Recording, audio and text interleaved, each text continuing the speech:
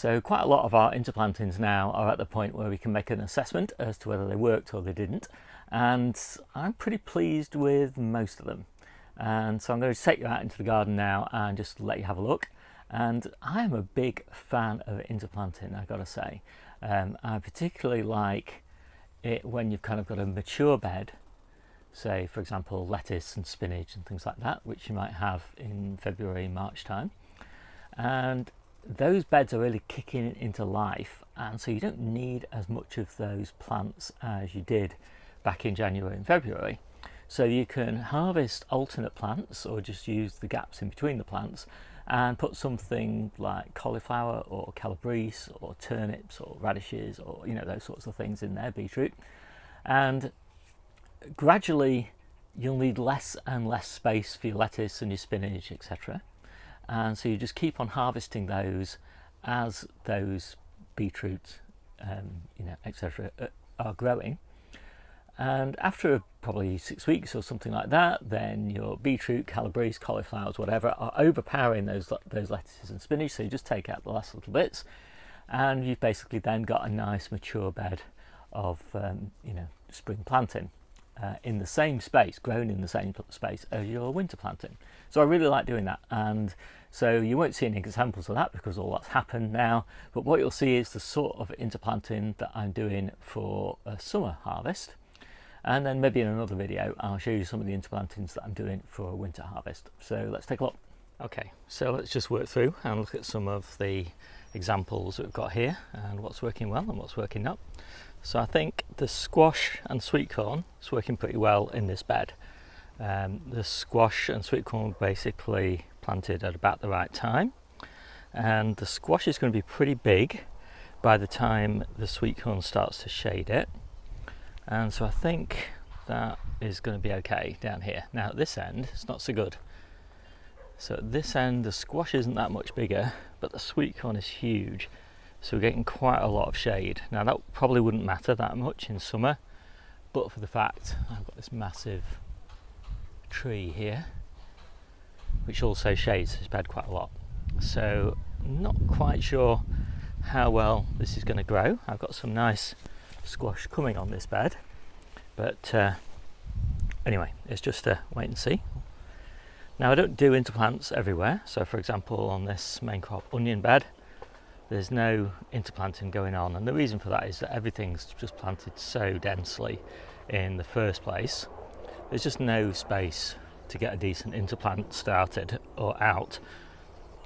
But this bed has got leeks in it, and they kind of get squashed over, and I knew they would, and I'm not that worried about it because I will start taking these lower leaves off these plants, and I'll start taking them off like that one,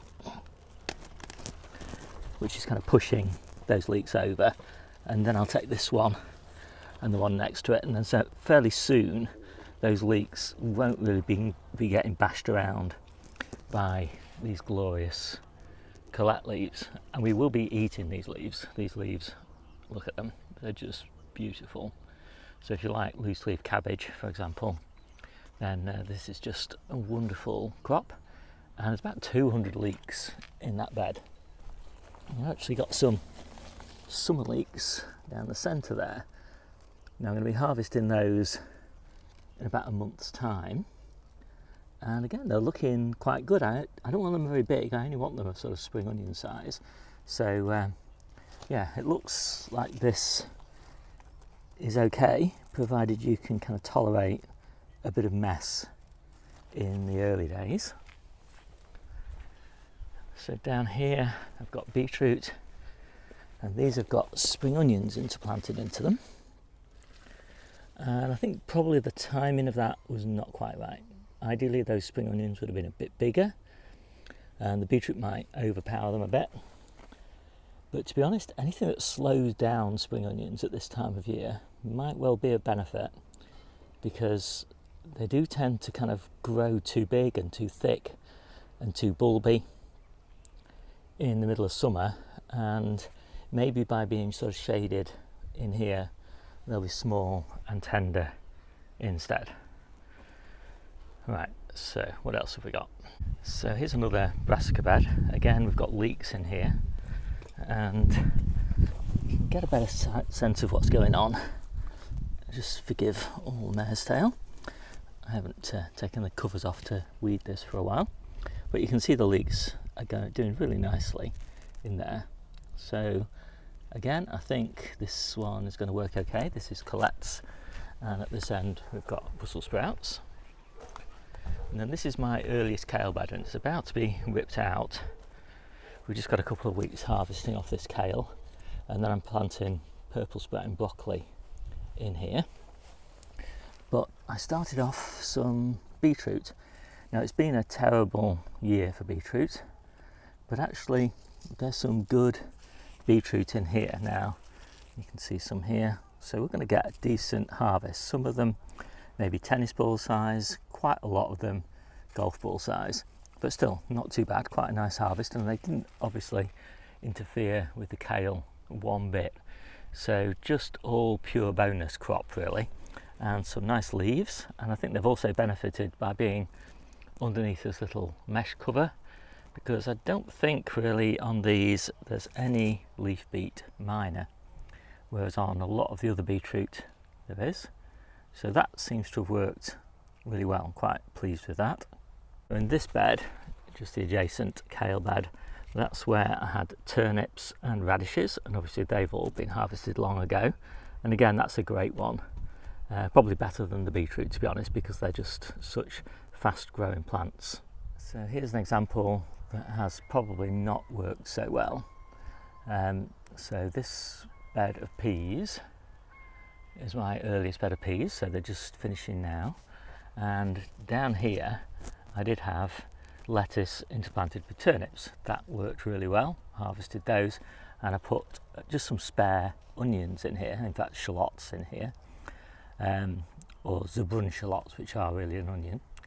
And then I put some spring onions in between them. So what I've got now is basically a tangled mess, and the shade from the asparagus and the shade from the peas and just the general kind of pushing over tendency that you get from the peas kind of hanging down has really pushed all these onions over. So onions don't really mind that. It just looks such a mess, and it is quite a challenge to get in here and keep this bed weeded. Of course, the spring onions are going to be fine, although they look a mess, but they'll be fine. You just have to take care when you're harvesting the spring onions, if you do it like this, that you just do it with a knife and you just cut the roots off rather than pulling them out of the ground. So in this bed we've got more beetroot, and this one is interplanted with salad onions for summer. Now they're coming on really nicely, so I should be harvesting these in August, and they're just they won't grow big. They're meant to be this, well, not that size, but make it easier for you to see, maybe twice the size of those. So they're all in little clumps, and they're just a super sweet salad onion. So we're using those instead of spring onions when we get to that time of year. But the actual beetroot are doing great, quite a lot better than the ones underneath that kale, and the reason is kind of obvious. Nowhere near as much shading as the kale is providing. So we've got a great beetroot harvest here. Now these beetroot will all be harvested out of here in the next 3 weeks or so, and then that should give all of these onions loads more space just to finish off in those last 2 or 3 weeks and just bulb up a little bit more. So I think that one has worked quite nicely. And then this one I'm particularly excited about, actually, because this one is onions. These were grown from sets, which I really don't like to do, but I was sent some sets and I thought, well, I might as well plant them. And so just ordinary red barren sets, they're growing okay. Quite a few of them are going to seed, even though they were heat treated. But what I've got in the gaps in between the onions is quite a nice set of parsnips. Now both of them seem to be growing quite happily, they're not getting in each other's way, and germination's good spacing between them, so hopefully nice big parsnips. And of course the onions will be coming out in, looking at them, probably about a month's time. And so then from August onwards the parsnips have got this whole bed to themselves with all of this space. So there are a few gaps like this one where I lost the onion, it just rotted, but generally speaking I'm really quite excited about this interplant, but we'll obviously have to wait for the final results when we see what the parsnips are like.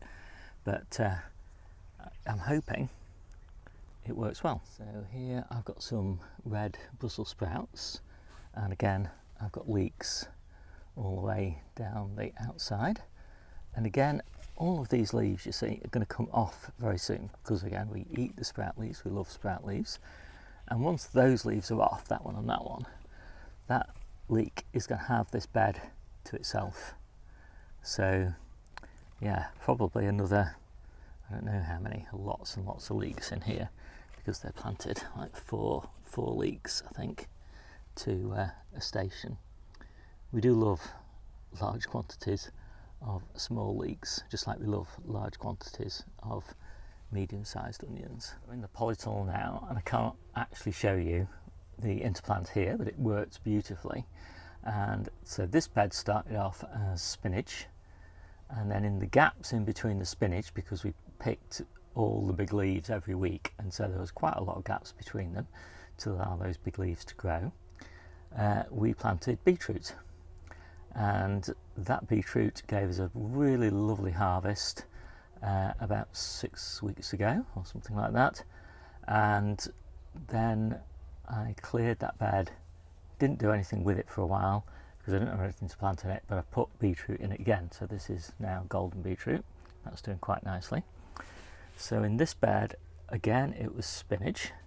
In the gaps in between the spinach I planted turnips, harvested the spinach, left the turnips to grow on, and then in between where the spinach had been I put these leeks, and so those are again a summer leek, and these are almost ready for harvest now, so that's really nice. And there's not a huge number there, but actually when you add it all up, there's enough leeks there to last us for about 4 or 5 weeks, and by that time the summer leeks in the middle of that brassica bed will be ready. So that one also worked really nicely. They're not particularly giant, are they, these leeks, but they're not bad, and these are eating size now for summer leeks. So what else did I do? Oh yeah, so down there I've got celery, and we've been harvesting that as a cut and come again crop for, I don't know, nearly 2 months now probably. That was interplanted in between lettuces, and this bed was lettuces, and then in the gaps in between the lettuces I planted calabrese, and then when we harvested the calabrese we put again a golden beetroot in here. And to be honest, I can't remember what we put in there, but something went in there, and then we harvested that, and now we've got golden purslane and some sickly looking basil. And then down the back, wherever I could open up some space, when I harvested calabrese I popped tomatoes, and now obviously with that calabrese out, the tomatoes are growing quite nicely. And I'm kind of stretching the definition of interplanting here, but one of the things I like to do is start things in containers in the polytunnel and then move them outside when I need the polytunnel space for another crop. And so that won't be the case for these cucumbers because they've moved in where potatoes were, but it will be the case for these French beans. You can see there's loads of French beans on here. We've been harvesting these for about a month now. this plant's getting a bit old.